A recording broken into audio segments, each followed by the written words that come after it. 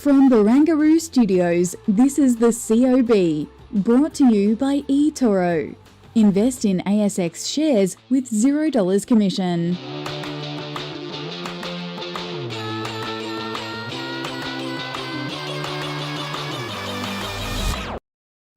Good afternoon. Hello, hello. This is the COB, all the stuff you need to know about the day in business and markets, maybe a little bit about the week that was as well. Absolutely. I'm Danny Akuye, and we're going to have a great next 20 minutes. Yeah, because look, I was really pleasantly surprised to see that we held on to some of the earlier gains, and in fact picked up a little bit of momentum. So you can see when I was getting off air, Danny, earlier at 11 a.m. I was thinking, oh, is everything going south? Starting to dip when there's that fair wage announcement came out. But it really has been, I think, a case of the debt ceiling being approved in the Senate that has given a lift to all the commodity-based companies. So the big miners, gold, lithium, they're all running this afternoon. I was also having a chat earlier about China data, because I said, hey, wait a minute, everybody's putting some of this enthusiasm in commodity markets down to that Caixin Services PMI that came out yesterday, whereas the day before the manufacturing PMI was all bad news. And they said, haha, that's because there's now increasing expectations that China will come to the fore with stimulus. Yeah, that it's going to be a stimulus story. Yeah. So, you know, also putting a rocket under some of those sectors that we're keeping our eye on. We'll get there in just a moment. I just thought it was worthwhile to touch upon some of the key themes. And you mentioned that Fair Work decision. Yes, absolutely. Which my conversations with economists today were saying that this is inflationary. This complicates the story for the RBA. And we had ANZ coming out this morning and increasing its forecast for the terminal rate. Absolutely. Expecting at least one more hike. They said line ball call, but they're leaning toward June. Yeah, at June, absolutely. And some commentators saying that they might have to go again. And interesting, I was reading that certain retailers are going to be quite heavily impacted by these wage rises. Not so much the consumer staples like the Woolies and the Coles, but just worth noting that there could be some margin pressures. And with rising rates comes, to your point, pain in a lot of the retail space. Adair's came out with a downgrade. So that was our stock of the day on the call with Junbei Liu from Tribeca and Adam Dawes from Shaw and Partners. We'll get it there in just a minute, but more so what I think it's worthwhile talking about is think about the retailers that haven't come out with downgrades. Yet. And that's the point. So Junbei put Harvey Norman. You know, she said, watch out below. So it's amazing to me that even though we knew that the story was changing from Adair's, we had so much buying in COVID for your home and everything else. But also the slowdown in the housing market. Like, this is all very well telegraphed. When this downgrade came out, I mean, many were expecting it, but it was the extent of it. And the falls today were huge, brutal, weren't they? Down by about 20% at one point. I think down by 15%, which, you know, these are really, really, as you say, brutal. Investors are like, you know, shoot now, sell. And we're seeing it across the retail space. So Lovisa, whereas Junbei, you know, it's still one of her favorites, was saying it's falling in sympathy with all of the rest. Premier Investments was down significantly this week. And then we'll get there in a little bit to more of those stock specifics. But when you think that things are calming down, don't ever think that that's going to last. You know, we've got the debt ceiling behind us, but we've got OPEC Plus this weekend. Absolutely. I was just chatting to ANZ about that. They don't think much is really going to come of it because they've literally just done a cut in production. So it probably is a case that they can't do anything yet. But he said they're very good at jawboning the market. So I guess we'll have to wait and see what they all decide to do. The frenemies, should I say. And Greg Metwidjeff from City Index had a chat with him this morning, and I didn't realize this, and you know, I meant to look into it, but he said that media has actually been banned from the briefing this time. He said that Bloomberg, Reuters, like all those guys are not allowed in the room when all of these sort of chats and negotiations. We always get vision, you know, of all these guys because it is sitting around this big table talking, but apparently, we're not going to get that this time. So Greg Metwidjeff, his view all week has been, don't trade it into the weekend. Like, sit back, let's see what happens, wait for the dust to settle. Anyways, all those interviews are up online for you to take a squiz at this weekend if you so desire. sectors today. Let's just see how big these gains were for some of these big miners. Great rallies there. Both BHP and Rio Tinto up, 2.5% and a bit more. Fortescue 1.7%. Newcrest up almost 4%. So it really was a broad-based rally. As we can see, Santos also really strongly bid. And interesting that you're seeing a bit of a recovery there in Whitehaven Coal, because they had been absolutely pummeled, hadn't they, earlier on the week with those coal prices, which had taken a dive south. So it really was sort of a yo-yo kind of week, isn't it? Wasn't Yeah, it? there's a lot of switching still going on, and obviously money coming out of some of those staples: Woolies, Coles, Metcash, Endeavour, Treasury. Gosh, there's a theme there, isn't there? Yeah, Endeavour Group was mentioned on the call as well. I don't mind giving it away. It was a double buy. So Jume and Adam seeing value here. They both like it. I just thought I'd give you that heads up. And yes, CSL weighing on the market today, down by 0.8%. So we started with the really good. We're ending with a little bit of the bad. And yeah, that does include Adairs. Look, it's in the smaller end of the market, so it's not going to show up on any top and bottom lists of the 200. But yeah, I don't know. It's just these stocks. I mean, I think this cycle, it's going to be really interesting, because if the RBA does have to go 2 times, Christopher Joy during the week is saying that the RBA and the FOI documents were even talking 4.8%. You wonder how some of these retailers are going to survive that. Well, it's interesting. There's a note out by Wilson saying that the April slowdown in Australian retail sales is especially significant given that the month should have benefited from public holiday spending. You had the Easter long weekend, you had Anzac Day. They reckon that it's just evidence that this cost of living, well, some say crisis, and the higher interest rates and mortgage cliff is actually, really cutting the legs out of discretionary spending. So their key retail picks, though, are Lovisa, Nick Scali, and Baby Bunting. Interesting. As I said, stock of the day, Adairs. Let's see if we get any bonus buys in here.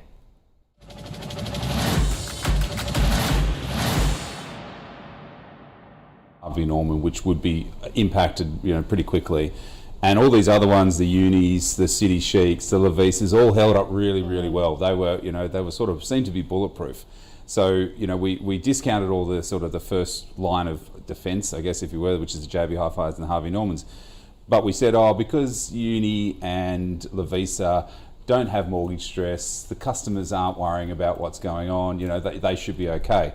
But really, it's across the board, these consumer discretionary stocks are just getting hit. So I don't think there's anywhere to hide at the moment in that space. There is a downgrade already that's happened in it. So I'd be getting out. I think you've got to be pretty ruthless at these stages in this cycle and the part of the cycle with interest rates potentially going up next week. It could be another 1 or 2 or 3, happening this year. Inflation data came out higher than expected. Still, people are going out to cafes. It doesn't feel like anybody's preparing for what's about to happen. Because retailers, they move very fast, and because of the fixed cost leverage, it can go either way. Now, but what's very important is you do not want to hold a mature retailer in this sort of environment, because there's nothing else help them to grow except the cycle and consumers not spending, so everything's going against them. And if they don't manage their inventory well, then it can be a very dicey situation, because it's all fixed cost. And then you can't clear your inventory, then you have cash problems. So mature retailers, you definitely steer away, if not short.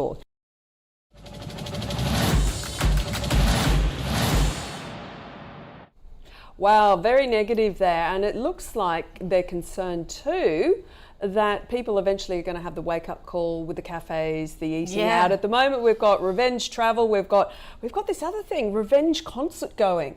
Everyone's going to concerts across the globe. I picked up on that, the US as well as Australia.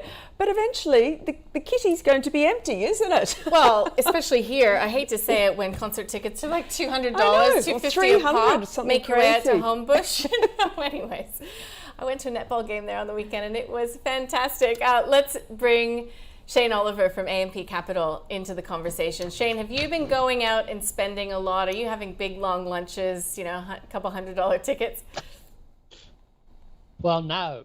Most of the time I'm working at home, and so there's no long lunches, but very short lunches, in fact. But I do notice a lot of people at cafes and restaurants. I mean, that's still well above, I think, pre-COVID levels, and there's still a lot of people travelling. But as you were observing, I mean, that will come to an end at some point. particularly with these ongoing increases in interest rates. Yeah, so Shane, we've had a couple of things this week. We've had that inflation read, and I did read what you had to say about it, but also today we had those Fair Work 5.75% rise in wages. Has that now tipped the scales in terms of what you're thinking in terms of the RBA going again next week? It certainly has. We were thinking that we're at the top or pretty close to it. Obviously, there was still a high risk of hikes, but we've come to the view now that they probably will hike again next week. We have heard ongoing hawkish commentary from Reserve Bank Governor Lowe at parliamentary-related events, our House Economics Committee last week, and of course the Senate this week. He's obviously concerned about wages growth chasing inflation and pretty low productivity growth or negative productivity growth lately. So that's the background. Then we had that CPI number, which was on the high side. I mean, you could sort of dismiss that to some degree because the monthly CPI is quite volatile, particularly given that we've also had weaker than expected retail sales, signs that the labour market is slowing down. So all of those things on their own could have been consistent with a pause at next week's meeting. But I think the wage decision today has sort of tipped things over the edge. There's a complication in there in relation to the minimum wage, which you might have been looking at earlier, that the change in the award rate that it's based on means an effective increase of 8.65% for minimum wage workers, which is quite a big headline number. And that's what you're going to see in a lot of the media over the weekend. We're already starting to see that. I've seen it in various news outlets referring to that. That has an influencing effect over and above the fact that only 0.7% of the Australian workforce are affected by the minimum wage. And even if that doesn't have an impact, the 5.75% number, I think, will for award wages. So that's what the Reserve Bank will be worried about, that this will lead to an uptick in inflation expectations, people demanding higher wages growth at a time when the labour market's still tight. And therefore, I think they will tip over and do another rate hike next week. Like it's something I don't feel comfortable about. I think they've probably already done enough. But the events of the last week, and particularly today's wage decision, I think will probably tip them over the edge. Right, so not really positive in terms of a rate front here in Australia. What about the Fed? I mean, obviously that debt ceiling, as I think you were suggesting, to date turned into a bit of a non-event. It's been passed in time, etc., etc. But do you think those payroll numbers tonight could tip the Fed into possibly hiking again rather than going on pause? And it looks as though a few of the governors have been sort of debating quite publicly what they all think on that front. They certainly have been. I mean, last week the predominance of Fed speakers were quite hawkish. This week we've seen some more dovish commentary, or dovish in the sense of pausing. Jefferson, who was a Fed governor, who's actually the nominated vice chair, so he's quite authoritative in all of this. He was implying that a pause is the most likely scenario, that the Fed's planning towards a pause. Doesn't necessarily mean that we're at the top, but that seemed to be where he's angling, and Harker overnight something similar. So that's sort of where we are now, and that partly explains why the US share market rallied last night. Of course, we do have the payrolls, and they could tip that either way. If we get stronger than expected payrolls, as we saw in that so-called ADP private employment survey, then all bets might be off, and the Fed's back to hiking again in June. So time will tell on that one. My bias is towards a continuing downtrend in payrolls and a slight uptick in unemployment. And the Fed leaving rates on hold just to give more time to assess the impact of past rate hikes. But yeah, there's still a significant risk that they will go again. Probably not in June at this stage, depending on the payrolls, but quite possibly in July. Shane, given all that, are we due for a June swoon, so to speak, in markets? I mean, how vulnerable are share markets over the next few months? Look, I think they're actually quite vulnerable. We've gotten through the debt ceiling issue. it's almost ended as a non-event. I think people were hoping for a bit more excitement here. They came to a deal. There was an expectation that McCarthy would be tougher given the hardcore Conservative Republicans behind him in the House. As it turned out, both of them, McCarthy and Biden, sort of were quite compromising in the negotiations. So that you can argue is a positive sign. But in any case, it is now out of the way. But there will be a withdrawal of liquidity from the US economy as the the Treasury issues bonds again and puts some of that money back into their bank account at the Fed. There's also a bit of fiscal austerity in there, not a lot, but there's a bit of that. So that's a bit of a downer. Leading indicators for the US economy are still pointing towards recession. You've got the debt, the bank issues, which are ongoing. That's another dampener. The Chinese economic story is mixed, depending on whether you look at the Taishin manufacturing PMI or the official one. It's funny that the private sector PMI was actually stronger than the official one. So this old argument the official numbers were made up, I think, is a nonsense, or just highlights that it's a nonsense. But in any case, when you look at those PMIs, the key message is that manufacturing is so-so, and a lot of the strength is in services, which is sort of okay for Chinese growth, but it doesn't mean a lot of support for commodities generally. And commodity prices have been swooning over the last few months, which is consistent with slowing demand. And then, of course, you've got that seasonality, which is quite negative from May. Sell in May, go away, come back on St. Leger's Day, which is out there in September sometime. So it seems to me like we could go through a bit of a volatile patch. The other thing which I guess concerns me a little bit is that when you look at the US share market, S&P 500 up 10%, I think, year to date. That's good. Problem is that virtually all of it's due to AI-related stocks. If you strip them out, the remainder of the S&P 500 is flat year to date, which is not a good sign in terms of breadth if we're into a new bull market. So broad picture, I think, is that we will go through a bit of a vulnerable patch. There are some positive signs out there. And one of the big ones, I think, overnight was that fall in Eurozone inflation. And, of course, even though there's a lot of noise around the Fed, it does seem to me as if the Fed recognises that it is getting close to the top here in terms of rates. Fantastic, Shane. Well, as always, thank you so much for joining us on a Friday afternoon. Always appreciate your insights, and hopefully you have a fabulous weekend. And holiday. Yes, off on holiday for 2 weeks. Oh, enjoy. You return. Bit of a break. Yeah, it's going to be odd being away, and the RBA announcement of, so I'll have to watch that from afar. We'll miss you.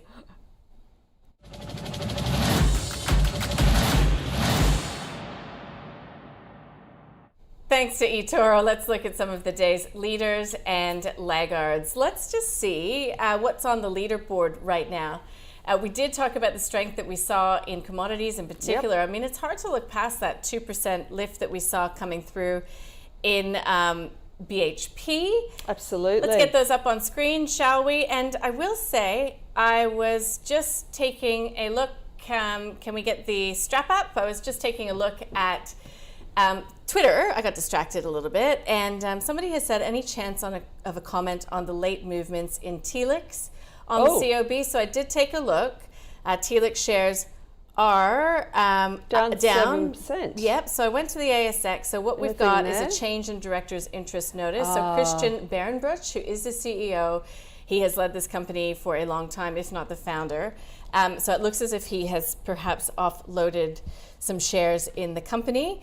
So look, that's a little bit of an explanation, a very surface explanation, but I would say that's what we can put it down to, because I can't see any other news associated with it. And that often happens when you start to see a change in interest coming from directors of the company. I always think people forget that when these founders have all their wealth in a company, they always forget that anybody would sometimes, I don't know the reasons, but just as a general comment, sometimes they have to take the risk off the table like we all do. So it's not always the end of the world. I mean, there is blood, sweat and tears that goes into building companies of any size from the ground up. They might have to pay some taxes, or they might want to go on some revenge travel. Who knows? Yeah, I doubt that he is extricating himself from the business in any signitionsignificant way. Some of the other leaders, though, Paladin. So it was a real rocky week for Paladin, as you well know. We heard about part nationalization in Namibia. through this week. But look, there were notes coming out saying that this was a massive buying opportunity for Paladin, and the shares today up again by about 11%. Absolutely. IDP Education was another big story this week. Yeah, it was, and that just continued to get pummeled. But it's it's good to see today for those shareholders. It's up about 6.3%. And eventually these stories, they just get so overdone unless there's a real structural problem. A lot of the brokers had said, yeah, there is a hit to earnings, but it's nowhere near the magnitude of these share falls. I mean, it got down to $20 and it had been as high as 32 in January. So a bit like Elders, we were discussing this, these dislocations in the market are actually throwing up, if you know your company, some really good opportunities. Yeah, IDP really did pick itself up off the mat today, up by 6.6%, so it's amongst the leaders. As we mentioned, Telix Pharmaceuticals, change in directors' interests notice to the ASX down by 6.8%. Lovisa down by 2.8%. I feel like we've talked about it a lot. Yep. Even though Wilson said that Lovisa is pick of the bunch, Junbei Liu agrees. I mean, it's in sympathy that we're seeing these falls coming through, because Lovisa has not downgraded, but many people would say yet. So that's the sentiment that's around the whole retail space there. Brambles, I'm not seeing any news. No, probably it just, maybe some rotational activity going on. I think it had been quite and also strong. being a bit risk on, where it's seen as sort of defensive now. Yeah, the market has really, really switched into the commodities energy space. And, by virtue of fact of that, they're going to take some money out of some of these sectors, and BrainChip is regularly traded, so who knows what's going on. Well, I think it caught some of the AI wave, and then maybe there's a little bit of less enthusiasm there, although I will note that Appen in the small cap space on the AI enthusiasm, it's up by 14%. It's on the next page if we can get there. Appen, one of the best performers in the small to medium cap space. BetMakers this week announced that it would be coming out with a bit of a restructure. Right. Obviously it's been battered and bruised. Ventura Health, that's an interesting one. I don't see any news. It's up by really solid 16%. Sometimes in these markets though, when volumes are really low, it doesn't take much. But Appen is something like at a I don't know how many months, like a 5 or 6 month high post that equity raising that they had. And of course it is very much caught the AI bug. I chatted with Gemma Dale from NabTrade. That's online as well. She said that it was a huge sell for people on NabTrade because, many of them it's been a pain trade for them. So just getting out while they can. And look, it's Adairs that sticks out to me there. It's Immutemp as well, off by 7.7%. There's only one thing that's happening overnight. Oh, those payrolls. Yeah. Jobs report, I should say. Here's a bit of trivia for your parties that you will inevitably bring it out at tonight. We're finance nerds. If it beats tonight, it will be the 14th time that the U.S. payrolls report has beat in a row. That's significant. Yeah. So that would make you think that, what are the chances of it beating again? Who knows? Pretty big. I give up. This last 12 months, it's been really shock and awe. Nobody thought anything would happen, and who would have thought, AI would be driving NASDAQ up to the highs that it is, and the S&P as well. So I'm just going to wait till it's released tonight, check my Twitter, and then I'll know what to put in the headline for the weekend newsletter tomorrow. Yeah, I'm not staying up for this one. No. I'm going to check in the morning. Rebel. Okay, Monday, let's just take a little look. There's not anything big corporate that I could find. No, we've got OPEC over the weekend, but again, don't do anything in the run up to that. What have we got? New Zealand markets closed on Monday. We've got some of those partials feeding into GDP, but of course Monday will be known as the day before RBA Day. It's RBA Eve, if we can call it that. We've got great guests coming up, though. We've got Anthony Doyle from Firetrail. We've got Joel Fleming from Yarra Capital. I'm looking forward to that one. The list is long, so we look forward to seeing you on Monday. Let's just recap the market close today. I've got ASX up about 0.5%, and it looks like very similar for the SIBO 200, up almost 0.5% as well. So Monday and Friday went a long way for this market, because I think for the 5 trading days, actually I know looking at Reuters pretty data, flat, aren't we? just down by 1/10%. So actually, not too bad. No. Well, we hope you have a not too bad weekend. In fact, we hope you have a really good weekend. Absolutely. And everybody have a lovely Friday evening.